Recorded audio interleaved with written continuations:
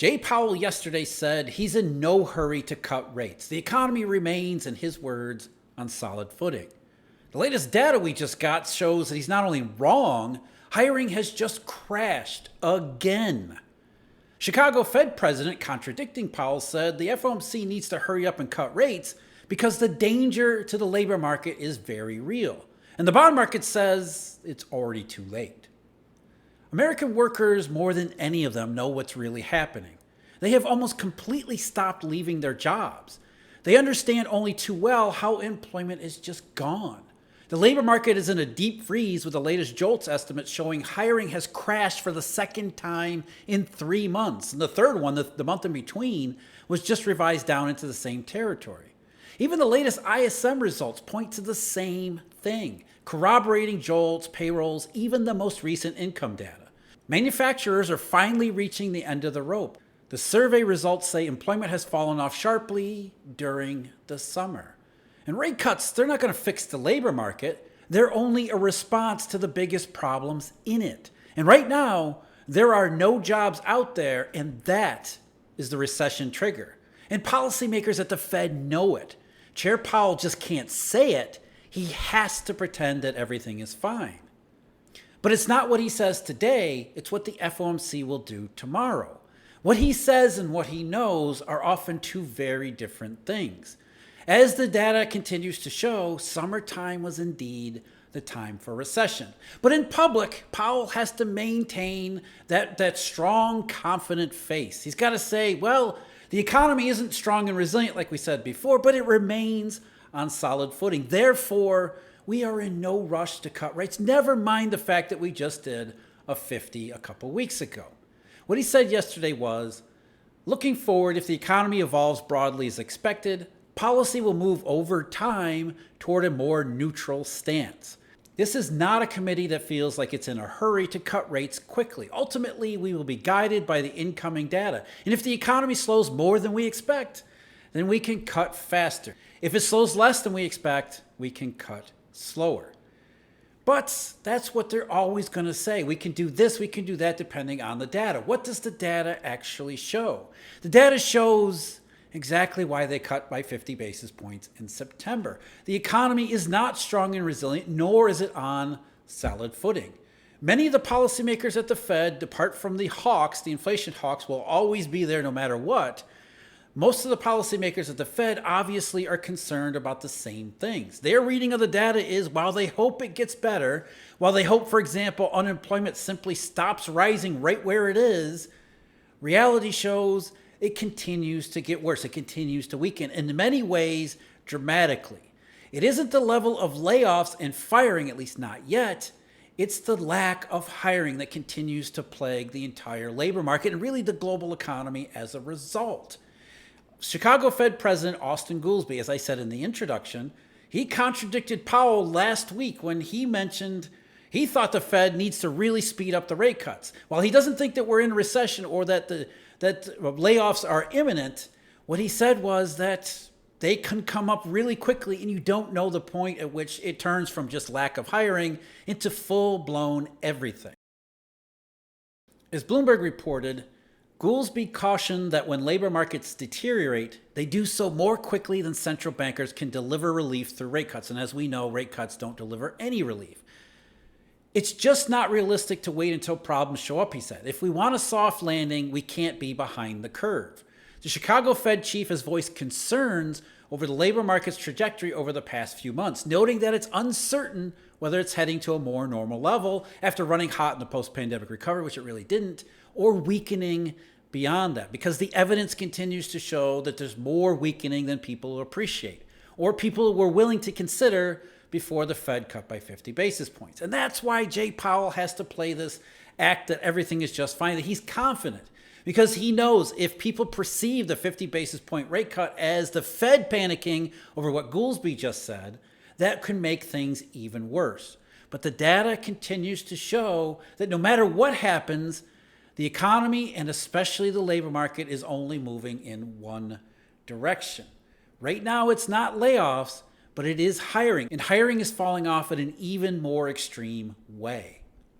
And before we get to the rest of the data here and what that actually shows, I just want to mention that Eurodollar University is having its fall sale.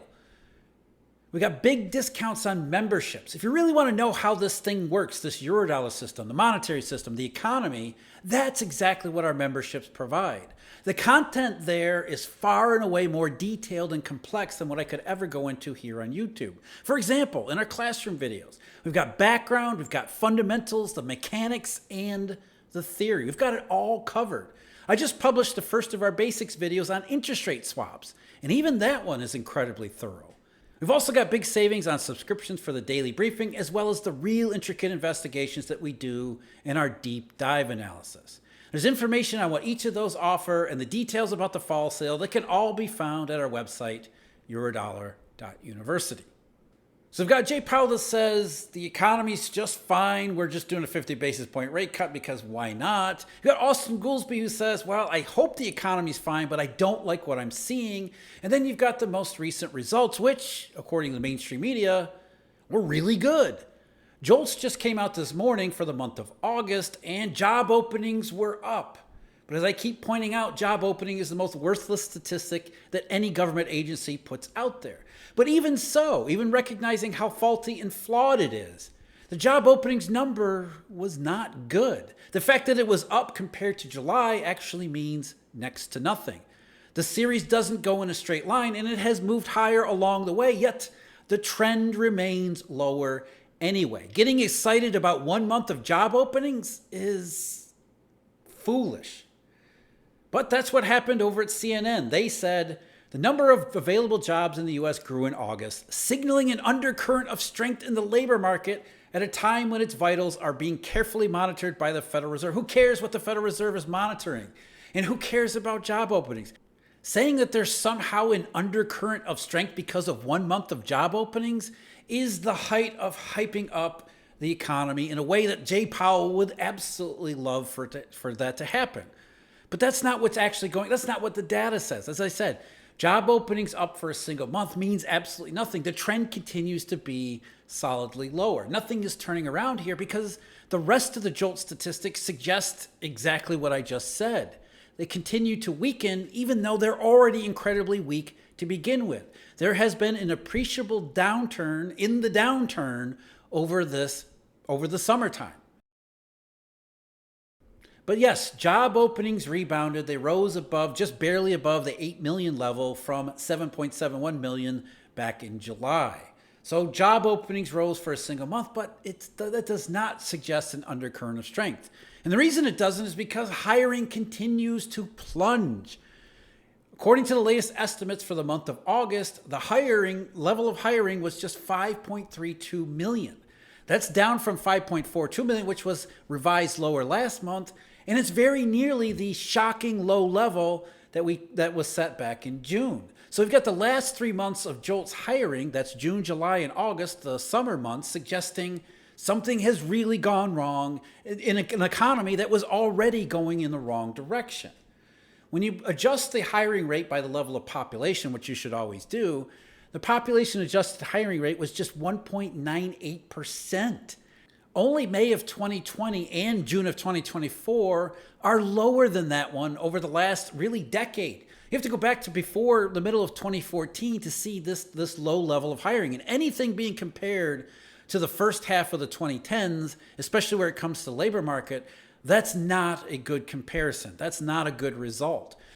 So 1.98 population adjusted hires, I mean, that's not only like the first half of the 2010s, that's equivalent to July of 2008 on the way into the worst part of the Great Recession. And even during the dot-com recession, the hiring rate never got even close to that low. The quits rate, though. Americans understand that there are no jobs out there. Employers are not hiring, and that's why they're staying put in a way we haven't seen in many years as well, outside of 2020. The level of quits was just barely above 3 million in the month of August 2024, which was equal to January of 2018. When you adjust that to a quits rate using the payroll estimates, at 1.94%, That's equal to March of 2020, with only April, May, and June of 2020 being lower. That puts us back in the labor market to 2015 again, comparing to the first half of the 2010s. That quits rate is equal to May of 2008, or during the dot-com recession, November and December of 2001. So Americans are not quitting the jobs that they have because they realize there's no point in doing so. No one is hiring. No matter what you think about your current employment opportunity, they're sticking it out where they are because there's nowhere else to go. And realizing that there's nowhere else to go and therefore telling us by not quitting, what that says is they're also thinking about what might happen if the lack of hiring leads to the start of firing. There is a chilling effect that this lack of hiring has across the entire economy, which is why hiring leads to the trigger for recession. Hiring is the trigger for recession. When it gets down this far and goes on this long, it leads to the worst consequences. And it's actually even worse than it appears. When we reconcile, loosely speaking, the JOLTS data with the payroll estimates for the month of August, what the payroll suggests, as weak as they were, that hiring should be even less, or quits should be a little bit more, or layoffs should have been a little bit higher. You can actually take the JOLTS data and convert them into a similar number as the payroll report. You take hires and you subtract off quits and layoffs, and then you subtract another factor of constant 350,000 for whatever purposes. That should give you in the general vicinity of what the payroll number was for that particular month. So for the month of August, payrolls increased by 142,000. So if we start with 5.32 million in hires, subtract off the 3.08 million in quits and the 1.61 million in layoffs, plus subtracting the adjustment factor, that brings you to plus 275,000. So substantially stronger than the payroll estimate, which suggests that maybe hiring overall was even weaker than it appears, just to reconcile with the payroll report that we already know is overstated to begin with. So as bad as the JOLTS numbers are, there is reason to believe that the actual labor market and even the JOLTS numbers themselves are substantially worse still. The other major data point today was the ISM Manufacturing Index. And like a lot of manufacturing indications lately, that shows that, first of all, manufacturing is rolling over and getting weaker in the second half of the year rather than rebounding as it may have appeared at some points earlier this year. The ISM Manufacturing Index got above 50, S&P Global's got above 50, and it triggered a mini freak out over the potential that the manufacturing sector of the economy was finally turning around after a more than 1 year long slump. Well, that slump has simply come back and continued through the second half of this year. But now we're hearing more and more indications that not only are manufacturers complaining about lack of sales, working through their backlogs, they're also saying, yeah, we're tired of complaining about our payrolls. We're actually taking active steps to reduce them.